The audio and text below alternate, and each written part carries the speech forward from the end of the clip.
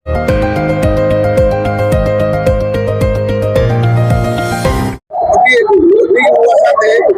राज्याच्या लोकांना रोजगार भेटतो पण इथं स्थानिक युवकांना रोजगार नाही। खरं पाहता मी तुम्हाला पहिलाच मुद्दा क्लिअर केला। खरं पाहता 1982-84 ला MIDC प्रस्तावित झाली। माननीय अशोकदादा डोणगावकर राज्यमंत्री होते, त्यांच्या नियोजनाखाली या वाळूज MIDC मध्ये प्रस्तावित MIDC झाली। हजारो एकरचं ॲक्वायरेशन झालं। त्यामध्ये आमच्या गावचे ज्यांच्या शेती गेल्या ते अल्पभूधारक झाले। त्यांच्या कुटुंबामध्ये आज रोजी एका कुटुंबाला एक नोकरी असं पाहिजे होतं आणि आमदार साहेबांनी आश्वासन दिलं होतं, पण ते आश्वासन पूर्ण झालेलं नाही। जाऊ द्या, आता तो नंतरचा विषय आहे। परंतु आता जिल्हा परिषद पंचायत समितीची निवडणुका झाल्या।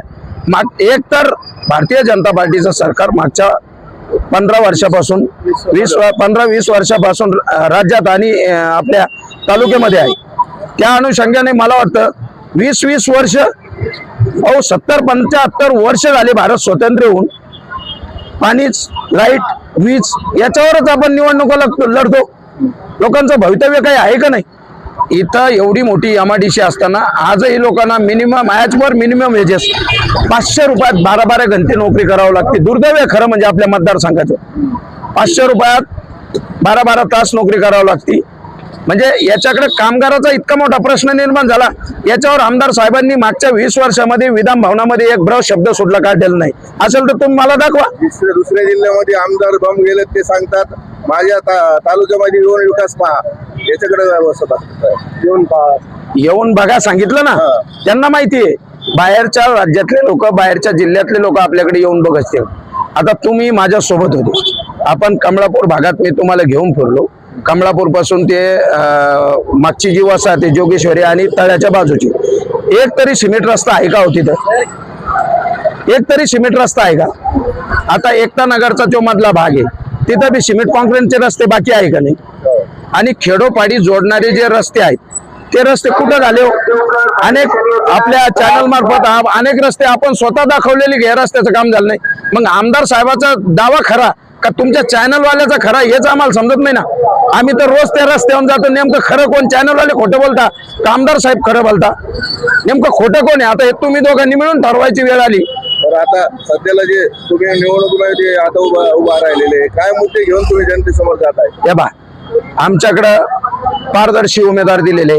तुम्ही मला विचारलं म्हणून सांगतो पारदर्शी आमच्याकडं आंबिलवाळ गणापासून मी सुरुवात करतो, गटापासून। कारण आंबिलवाळ गटाचं मला याच्याकरता सांगावं लागतं का आमचं दुर्दैव आहे, आमच्या गावातलं काही मत आहे आंबिलवाळ आणि आशेगाव गणाला जोडले गेले। असं महाराष्ट्रात कुठंच घडलं नसन का एका गटासाठी दुसऱ्या गटातील लोक मतदान करतात। हे आमचं लोकशाहीमधलं दुर्दैव आहे। ज्या गटामधले मतदार त्याच गणाला मतदान करायला पाहिजे ना, गटाला गणाला। तर ते दुसऱ्या गटामध्ये मतदार गेले, तब्बल 1-2 नव्हे तर 10-10 हजार लोकांचे मत। पती पत्नी एकमेकात ठेवलं नाही, पतीचं इथं तर पत्नीचं तिथं। आंबिलवाळ गणामध्ये आमच्याकडे जवळपास 10,000 मतं गेले। आंबिलवाळ गणासाठी आमचे प्रदीप भास्करराव सोनवणे इशारा कोणाकडे प्रकरण घडवण्यासाठी नाही, या प्रकरणाला सर्वस्वी जबाबदार भारतीय जनता पार्टीचे सन्माननीय आमदार साहेब व त्यांचे खाली काम करणारे जिल्हा परिषद पंचायत समितीचे माजी पदाधिकारी यांनी खऱ्या अर्थाने या गोष्टीकडे लक्ष दिलं असतं। आता मागच्या 2-3 महिन्यापूर्वी आमच्याकडे एक छत्रपती शिवाजी महाराज ते महादेव मंदिर म्हणून इकडे स्टॅरलाइटच्या पाठीमागे तिथे एक आंदोलन झालं होतं। 2 महिन्यात रस्ता करून देऊ म्हणून असं परिपत्रक जारी केलं होतं, त्यांनी निधी मंजूर झाला म्हणून। आणखी त्याला मुहूर्त लागा ना। आमदार महोदयांनी ठीक आहे झालंय असं मंजूर, पण आमदार महोदयांनी समोर येऊन ते सांगायला पाहिजे होतं ना। आता निवडणुकीत सांगता तुम्ही 2 महिन्यात करू, परंतु मी स्वतः त्याचा पाठपुरावा केला। माननीय आमदार सतीश चव्हाण यांचं पत्र घेतलं आणि पुढच्या येणाऱ्या 2-3 महिन्यात आम्ही तो रस्ता करून घेऊ। आता काय आव्हान करणार जनतेला? आता जनतेला एवढंच आव्हान आहे, आमच्याकडं विजय नाही। आमचे उमेदवार सुशिक्षित आहेत, MA BEd झाले। आमच्याकडं रांजणगाव गणाचे जे उमेदवार आहे सौ रमाताई आजीनाथ उबेळे हे MA BEd आहे, तुम्ही बघू शकता त्यांची शिक्षण डिग्री तपासू शकता। त्यानंतर आमचे नितीन साहेबराव शेजूळ हे सुद्धा आमचे बघा। तुम्हाला आता जाताना गाडीवाला म्हणला राष्ट्रवादी येणार आहे, याचा अर्थ काय होतो? याचा अर्थ लोकांना आमच्याकडे अपेक्षा आहे।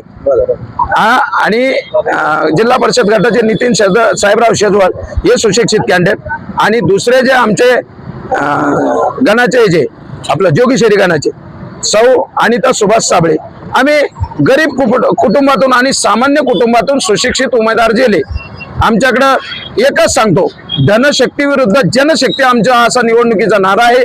आणि या निवडणुकीच्या खऱ्या अनुषंगाने जर सांगायचं, शिक्षण, स्वच्छ पिण्याचं पाणी, 24 तास म्हणणार नाही, कारण खोटं बोलून निवडणूक जिंकणं आमच्या नशिबात नाही. 24 तास पाणी देणं हे महाराष्ट्र शासनालाही शक्य नाही. तुमचे विरोधक तर म्हणता आम्ही इथं पाणी प्रत्येक घरामध्ये दिले. जाऊन बघा ना, जाऊन बघा. त्यावेळेस जे म्हणताना आम्ही प्रत्येक घरात रांजणगावला पाणी दिलं, त्यावेळेस ग्रामपंचायत सदस्य मी स्वतः होतो.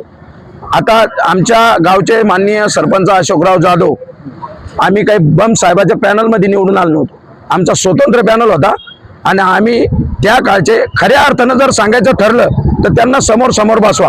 आपल्या राष्ट्रवादी काँग्रेसचे प्राध्यापक लक्ष्मणराव ढोबळे पाणी पुरवठा व स्वच्छता मंत्री होते, तुम्हाला आठवत असेल. त्यांनी आम्हाला पाण्याची टाकी 12 लक्ष लिटरची मंजूर करून दिली. आम्ही स्वखर्चाने हे सारे कामं केले. यामुळे आमदार साहेबाचं काही वाटा नाही, परंतु हो, आम्ही ज्या पॅनलमध्ये एकता विकास पॅनल होतं आमचं, माननीय अशोक जाधव आमचे सहकारी, आता ते आमच्यात नाहीये, त्यांनी खुलासा केला असता. आम्ही ती टाकी तयार करून लोकांना घरोघर पाणी पोहोचवण्याचं काम केलं. 1 दिवसाआड 2 तास पाणी देत होतो. परंतु आज आमचं दुर्दैव आहे, ते आमच्यात राहिले नाही. आमच्यातले काही लोक मंडळी घरी आहे. तुम्हाला एक प्रश्न असा आहे, धरण जवळ असून पण फायदा नाही रांजणगावला. काय फायदा आहे? अहो, गंगापूरचं आणि गोदावरी नदीचं अंतर किती आहे? जवळपास 1 किलोमीटर. ज्या गंगापूरवर आमदार साहेबाची 15 वर्ष, मागच्या 10-1 वर्ष सत्ता होती नगराध्यक्ष, त्या गंगापूरवाल्यांना पाणी नाही पुरवलं आणि ते रांजणगावला काय पुरवतील? तिथलं पाण्याचं फिल्टर बंद झालं, पाणी नव्हतं. आमचे संजीव भाऊ जाधव आले, आता कुठेतरी पाण्याचा प्रश्न निकाली लागला. मागच्याच महिन्यामध्ये एक मतानं, बहुमतानं संजय जाधव यांच्या नेतृत्वाखाली माननीय आमदार सतीश भाऊ चव्हाण यांच्या नेतृत्वात निवडणुका झाल्या. 1-2 नव्हे तर तब्बल बहुमतामध्ये राष्ट्रवादीचे 11 कॅन्डिडेट निवडून दिले एकमतानं. आणि संजय जाधव आणि अमोल भाऊ जगताप नगराध्यक्ष, उपनगराध्यक्ष झाले. सुदैव त्या जनतेचं का त्यांना आता स्वच्छ पाणी, साऱ्या सुविधा त्यांनी उपलब्ध करून दिला. एक परिस्थिती अशी होती, गंगापूरची एक बाजारपेठ होती.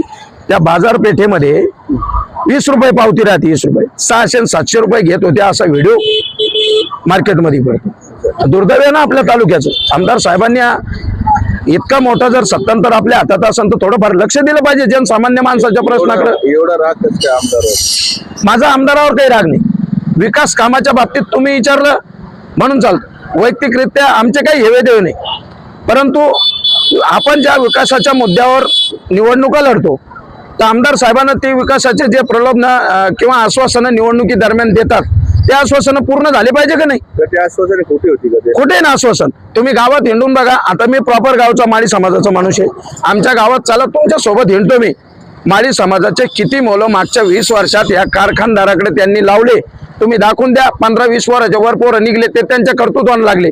यांनी लावलेले जर माणसं निघले, तुम्ही म्हणाल ते सांगतो तुम्हाला, तुम्ही सांगताल ते करू आपण. ते तर ओबीसीच्या जोरावर जास्ती हे करतात. पक्ष ओबीसीचा म्हणजे भारतीय जनता पार्टी. कोण म्हणतं? भारतीय जनता आता भारतीय जनता पार्टी जर ओबीसीच्या भरोशावर चालत असता तर मी ओबीसीवाला राष्ट्रवादीकडे कशाला असतो? हा, म्हणजे एखाद्या गावामध्ये माळी समाज थोडा बरा असला तर म्हणजे समजा 2-3 हजार माळी समाजाचे मत, याचा अर्थ असा होतो का संपूर्ण माळी समाज आमच्या सोबतच आहे? जाती समीकरण काही राहणार आहे? हे बघा, मी तुम्हाला पहिल्यांदा सांगतो, भारतीय जनता पार्टी पूर्वीपासून जातीवादी राजकारण करत आली. पण दुर्दैवानं आपल्या महाराष्ट्राचे उपमुख्यमंत्री अजितदादा पवार यांचं निधन झालं आणि ते महाराष्ट्रामध्ये एकमेव नेते होते का त्यांनी सेक्युलरिझम, सर्व समाजाला न्याय देण्याचं काम केलं.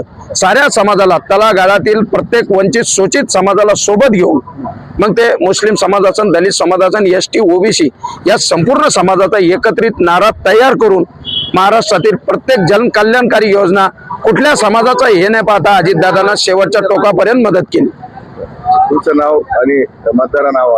मी सुभाष मनोहर सोनवणे, राष्ट्रवादी काँग्रेस पार्टी गंगापूर तालुका कार्याध्यक्ष या वतीनं और माननीय आमदार सतीश भाऊ चव्हाण यांच्या माध्यमातून, तसेच आमचे राष्ट्रवादी काँग्रेस पार्टीचे दुर्दैवी अपघातामध्ये ज्यांचं निधन झालं, सर्व अजितदादा पवार, आपण मी सर्व जनतेनं आता खरं तर तुम्ही विचारल्याप्रमाणे असं आवाहन करतो की तुमचं एक अमूल्य मत, आजपर्यंत तुम्ही काय केलं, मागं काय केलं हे विचारणार नाही, पण आमचे अजितदादा सर्व आमचा कुटुंब प्रमुख गेला, त्या कदाचित त्या कुटुंबाकडे बघून तरी